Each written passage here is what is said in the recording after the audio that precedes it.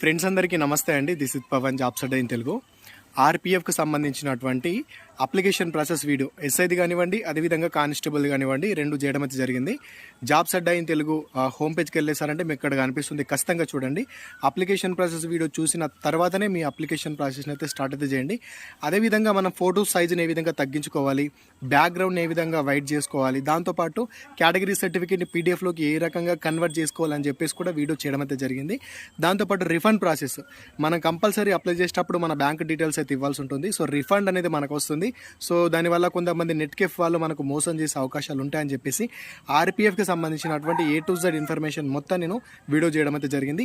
అన్ని కూడా మన హోమ్ పేజ్లోకి వెళ్ళేసి అయితే చూడండి. లింక్స్ అయితే ఇక్కడ పెట్టనీకైతే కుదరదు. మీరు అక్కడికి వెళ్ళేసి అయితే చూసారంటే ఇక్కడ పైన మీకు జాబ్స్ అడ్డా ఇన్ తెలుగు కనిపిస్తుంది కదా ఛానల్ నేము, దాన్ని మీరు క్లిక్ చేసి కూడా మీరు అక్కడికి వెళ్ళేసి కూడా మొత్తం చూసుకునే ప్రయత్నం అయితే చేయండి. సో ఇదన్నమాట. ఈ వీడియో మీకు యూజ్ అవుతుంది అనుకుంటున్నాను. Thanks for watching.